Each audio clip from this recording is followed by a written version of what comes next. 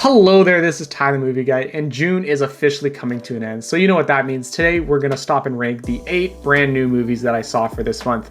But before we get started, I just want to mention 3 movies that unfortunately I didn't get to see this month, starting with Phoenician Scheme, The Life of Chuck, and Materialists. And I just didn't really have anyone to go with to see these movies, and I didn't really want to go by myself. So unfortunately, I did not get to see them this month, so they will not be in this list, but I am really excited to see them when they eventually come to streaming. So with all that said, let's talk about the 8 movies that I did see this month. Fire, you son of a great power comes great responsibility. My brother and a You do this all day. I am Iron Man. Why so serious? I am the comeback, the destroyer of worlds. Coming in 8th place, we have Deep Cover, and this is a streaming movie from Amazon starring Bryce Dallas Howard and Orlando Bloom. And last month, I went off on Fountain of Youth for how much I hate streaming movies, and this film is definitely a streaming movie. Like I would never go out to a theater and pay money to see a film like this, but brought a little bit more to the table than Fountain of Youth. Once again, it's a very kind of cliche plot of unlikely spies becoming spies and not knowing what the hell they're doing and stuff like that. But I think it had a bit of a unique touch to it by making them improv actors that just made it a little bit more enjoyable than something like Fountain of Youth, which was just totally generic and brought nothing to the action adventure genre. This had a little bit of a unique side to it that I appreciated, and I think I liked the actors a little bit more in this film than Fountain of Youth. And yeah, I got a couple laughs out of this film, definitely more than Fountain of Youth and everything, but being a comedy, I feel like it probably should have made me laugh a lot more than it really did. But I'm kind of tough to please regarding comedy. So all in all, it was a streaming movie. I didn't really have to pay any money to see it. So, I saw a couple actors I liked, and I had something to talk about on this list. So if you got nothing to watch, it's a decent film. Coming in 7th place, we have Elio, and I feel really bad putting this movie this low on the list because, I love Pixar, and this was even on my top 10 most anticipated movies of the year list. But it just kind of fell a little shorter than I expected, and there's definitely more movies from this month that I like a lot more. So with this movie, right off the bat, the whole space vibe and everything, I was really excited for, and I'd say it decently delivered in the movie. There were tons of different alien species and everything that were all really cool and everything. And like I said previously, Pixar's never done it. They've done space, but they've never done space with aliens and stuff like that. So finally seeing a film like this in the classic Pixar fashion and everything was just kind of a cool new thing to experience.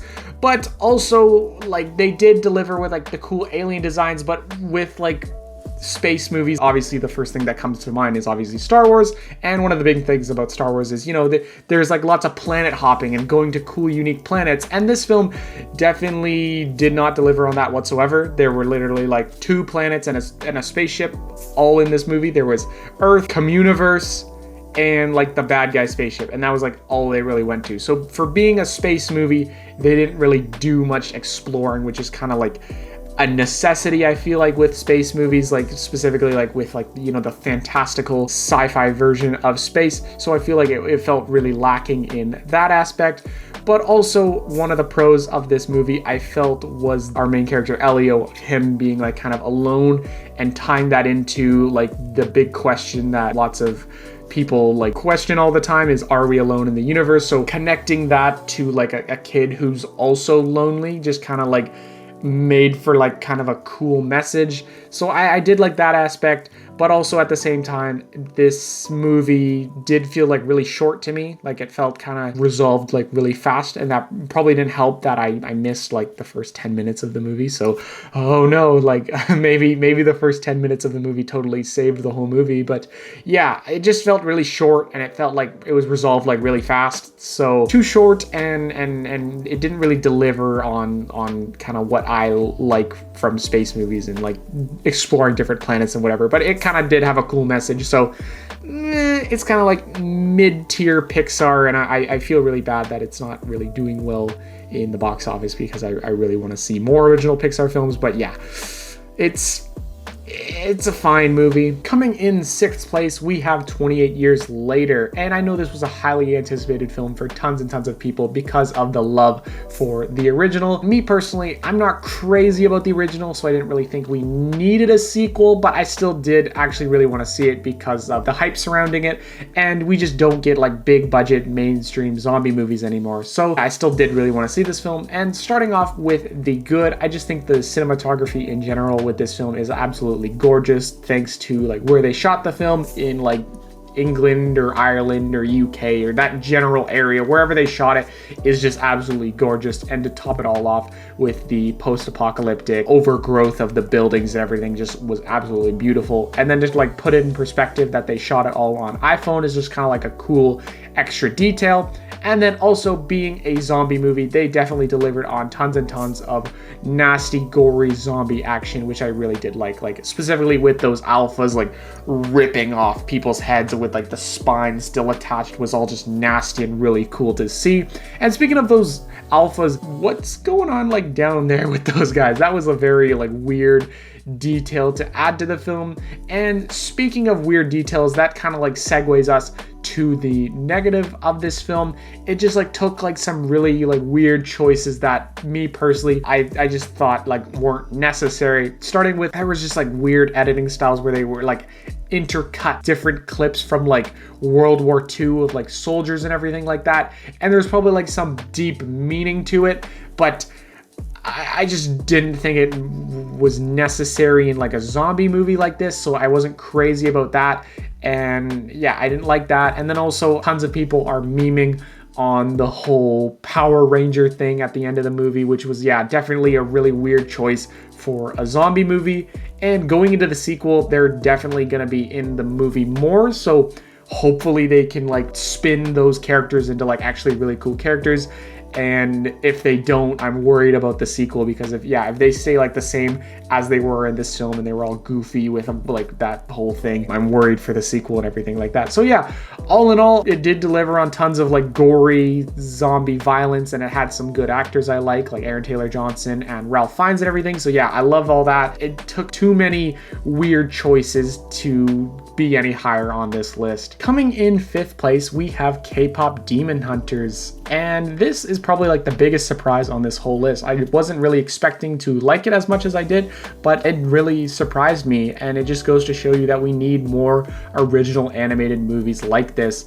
And I just love like the whole lore to the film. Like each generation, there's like a new band that like makes music to fight demons. It's just like a really cool idea. And also our main 3 characters, all their character tropes gave off like major Totally Spies vibes. If you're like my age and if you watched a show like that, it just gave me like nostalgia to a show I watched as a kid. So that was also really cool. And also just like regarding the comedy, it was just kind of like a breath of fresh air. I think like just kind of Sony Pictures in general, they know how to do comedy without being like super crude or whatever. Like specifically in this film, I think the funniest scene was like this demon tiger like knocking over stuff and trying to fix it. I think that was just really hilarious. And I just love how Sony Pictures Animation, they know how to do comedy without being like really crude and stupid fart and poop jokes and whatever. Like, yeah, this is how you do comedy without just being all nasty and gross and whatever, and still being like funny to kids and stuff like that.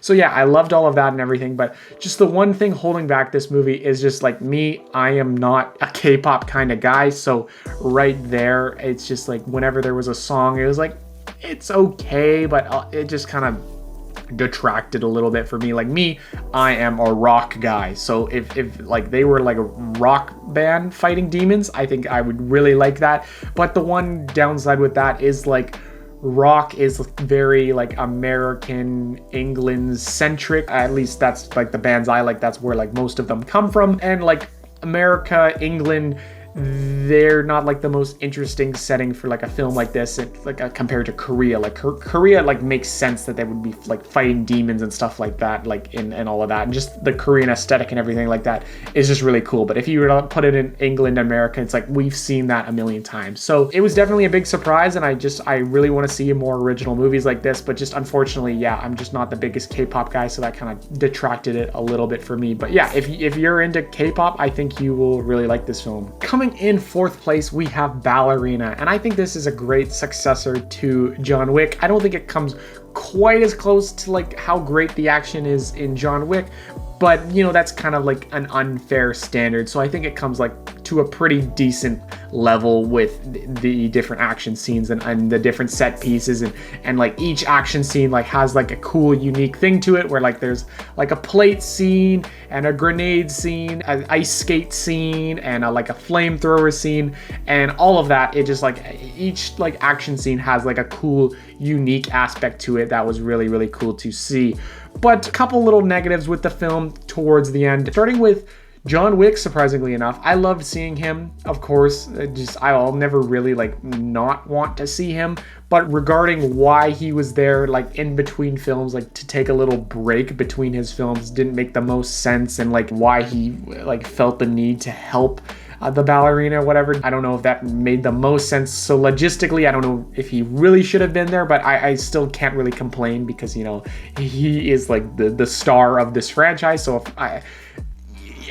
it's a toss-up like regarding him basically. And then also towards the end of the film, there's kind of like a weird kind of plot twist regarding like our lead and her relation to the cult and whatever, and her sister, who is kind of just like, spoiler alert, killed right away. So what was the whole point of the sister or whatever? So yeah, all in all, the plot wise towards the end was a little clunky regarding stuff like that, but all in all, I think the action was still really solid. So I would love either a sequel to this film or to see this character in like a John Wick 5 or whatever like that. So yeah, all in all, I think it's a great spin-off film, and that's why it comes in fourth place. Coming in third place, we have Predator: Killer of Killers. And right off the bat, we just need more movies like this, where it's like rated R, action animated movies. Like I can't even think of like another movie that like fits all of those categories besides this movie. And if you can think of one, please let me know, because yeah, I would really love to watch it, because yeah, we just need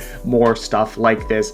And regarding this film, back when Prey came out, like lots of us were saying like, oh my god, like putting the Predator in different time periods is like such a great idea. So this is basically like the product of that, but like 3 different time periods, which is like such a great idea with Vikings, samurais, and like World War II soldiers. And yeah, so instead of like making individual movies of all of those, which would probably get a little bit old after time, they just did like cool, like nice, like little 15-minute segments from each time period. And I think that's just like a really great idea, and I do quite like the animation style and everything like that.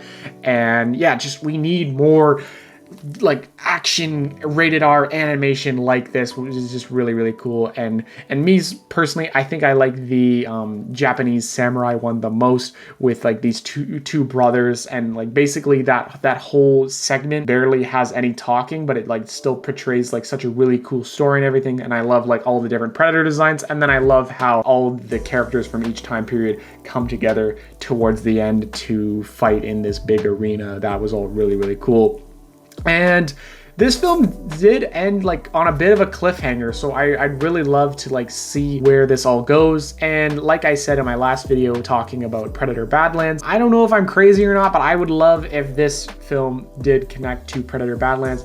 I don't know if it does or anything like that, but I would love that to all happen, considering they're all from the same director. So yeah, all in all, I never knew I needed a animated Predator movie, but now that I got one, it is just like such a treat. And yeah, it was just a really great addition to this franchise. Coming in second place, we have How to Train Your Dragon. And I know, I'm gonna look like a total hypocrite from how much I trashed on Disney live action remakes, but DreamWorks cracked the code on their first try, where Disney's been trying and failing for like 20 movies now. And I still don't know how exactly DreamWorks managed to do it, but my only guess is like they basically just did like the exact same movie but in live action, opposed to Disney, where they really just make like stupid choices that just ultimately make the film way worse than the original. And also I think because it's the same director, I think that also really helped. But yeah, they just knew like, okay, if it ain't broke, don't fix it. So they basically did the exact same movie, and I'm not really complaining, honestly. And I think also what really helped this movie for me personally is I never really had like Disney Channel or whatever as a kid. I only really watched Disney movies if I had it on DVD or whatever. So I feel like I didn't watch that much Disney. I watched a lot of Pixar, but not like that much Disney, just Disney animation, opposed to DreamWorks that was like always on different channels as a kid. So I never really considered How to Train Your Dragon like one of my favorite DreamWorks movies. You know, I love like Kung Fu Panda, Shrek,